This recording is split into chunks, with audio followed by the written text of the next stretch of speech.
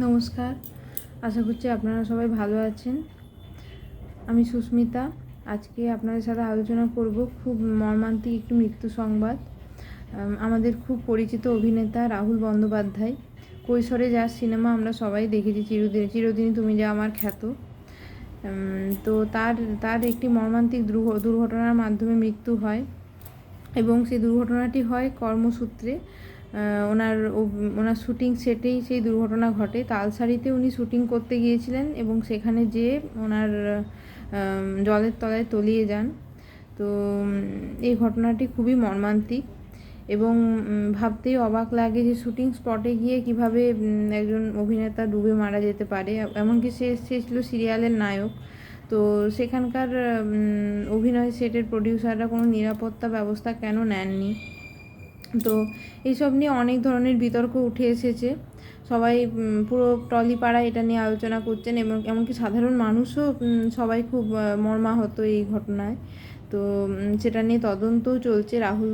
রাহুল ব্যানার্জির বডি ময়নাতদন্ত করা হয়েছিল।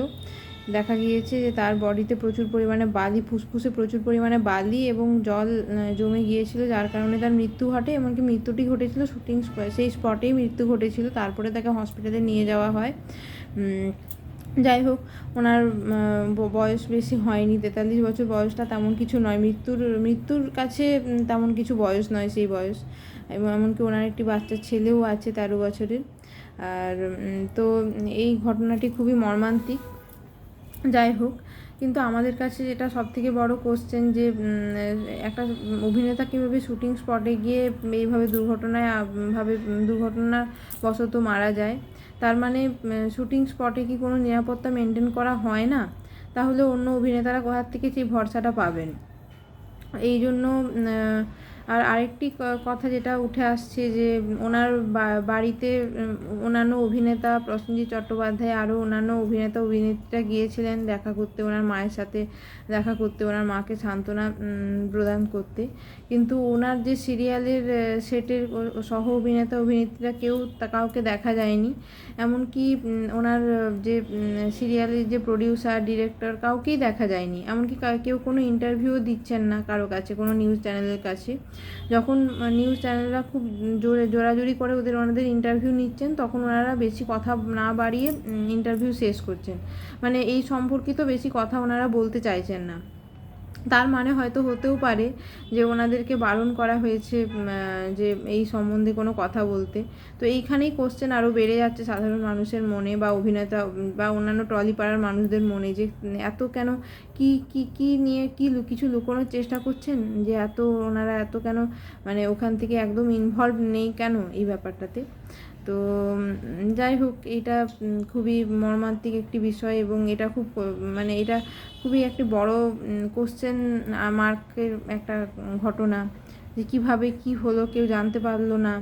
এমনকি ওনার সাথে যে সহ অভিনেত্রী ছিলেন, নায়িকা ছিলেন সিরিয়ালের, তিনি বলেছিলেন যে তিনিও ডুবে গিয়েছিলেন কিন্তু তিনি বেঁচে আছেন। তো রাহুল ব্যানার্জি কেন মারা গেছেন, এই কথাটা তিনি উচ্চারণ করে ফেলেছিলেন।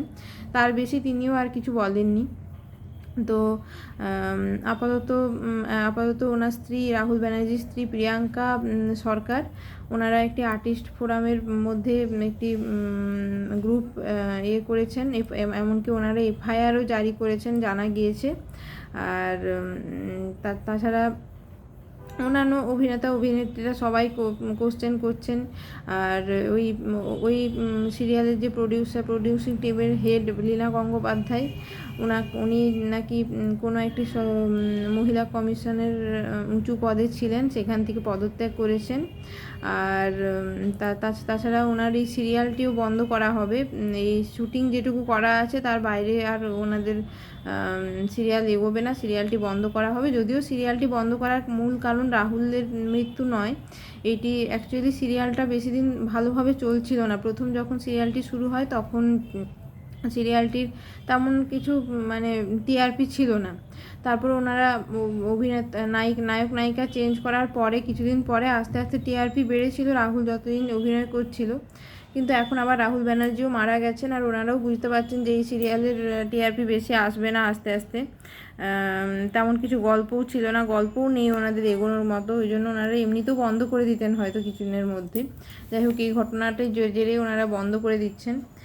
যাই হোক, এইটি একটি ভালো প্রয়াস। তবে এটার কারণটা কি সেটা কেউ জানে না, সেটা আদৌ রাহুলের মৃত্যু নাকি ওনাদের অন্য কোনো আছে যে গল্প এগোনো যেত না বলে বন্ধ করে দিচ্ছেন, সেটাও হতে পারে। আর তাছাড়া এই যে একটি মর্মান্তিকভাবে মৃত্যু ঘটলো,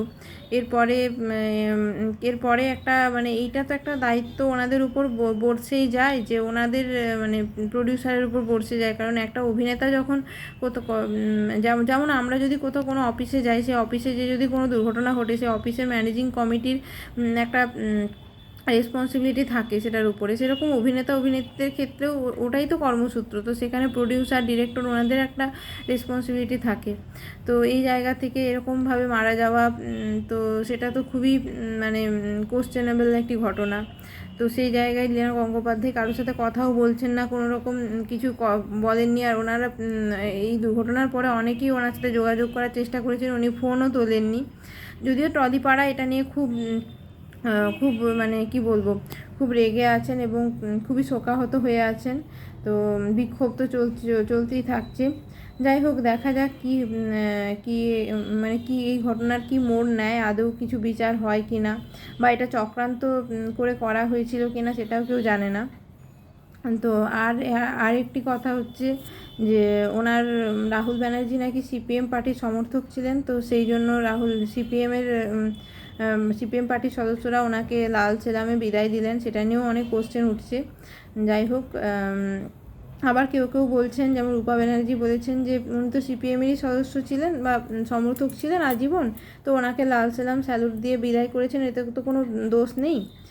আর এটা ছাড়া আরও বিভিন্ন ধরনের চাঞ্চল্যকর তথ্য উঠে আসছে, যেমন ওনার যেখানে শুটিং স্পট ছিল তালসারি, ওখানকার অন্যান্য মাঝিদের সাথে কথাবার্তা বলা হয়েছে। তারা সব বলছে ওই জায়গায় যেখানে ওনারা শুটিং করেছেন ওই জায়গাটি খুবই মারাত্মক জায়গা, চোরাবালি আছে প্রচুর। তো ওখানে শুটিং করতে যাওয়া কোনো নিরাপত্তা ছাড়া এটা কী করে ওনারা করেছেন। আর দ্বিতীয়ত উড়িষ্যার পুলিশ তালসারি পুলিশ বলে দিয়েছে যে ওনারা শুটিংয়ের জন্য যে পারমিশন লাগে, শুটিং স্পটে শুটিং করার জন্য যে পারমিশন লাগে, সেই পারমিশন না নিয়ে ওরা শুটিং করেছিলেন। ওই জন্য ওখানকার পুলিশ কোনো রকম সেই এটা নেবে না, দায়িত্ব নেবে না। তো সেই জন্য বোধহয় ওনারা সঙ্গে সঙ্গে কমপ্লেনও করতে পারেননি ওনাদের সিরিয়ালের টিমের প্রডিউসাররা। আর ওয়েস্ট বেঙ্গল পুলিশও সেখানে গিয়েছিলেন, তারাও দেখেছেন যে পারমিশন না নিয়েই করা হয়েছে। এমনকি পাশাপাশি যেসব মাঝি টাঝিরা ছিলেন তারাও সবাই বলছেন যে ওই জায়গা খুবই মারাত্মক জায়গা, ওখানে এইভাবে কোনো নিরাপত্তার ব্যবস্থা না রেখে কীভাবে ওনারা শুটিংয়ে নেমে গেলেন, এটা একদম ঠিক করেননি। তাছাড়া ওখানে যে শুটিং হয়েছিল নিশ্চয়ই ওনাদের ভিডিও ফুটেজ ছিল যে কীভাবে কী হয়েছে, সেগুলোর ভিডিও ফুটেজ তো থাকারই কথা, কিন্তু ওনারা কোনো রকম ভিডিও ফুটেজ প্রকাশ করেননি। কেউ বলছে ওনাদের কাছে ড্রোন শটের ফুটেজ আছে, কিন্তু ওনারা প্রমাণ লোপাট করার জন্য ভিডিও ফুটেজটা দেখাচ্ছেন না। তো যাই হোক, দেখা যাক কি হয়, এই ঘটনার কি মোড় নেয়। আমরা সবাই চাই যে এই ঘটনার পেছনে যে আসল কারণ আছে সেটা বেরিয়ে আসুক, আর এই ধরনের ঘটনা যাতে আরও রিপিট না হয় সেটা সবাই চাইবে। যাই হোক, সবাই সাবধানে থাকবেন। আজকের মতো এই পর্যন্তই।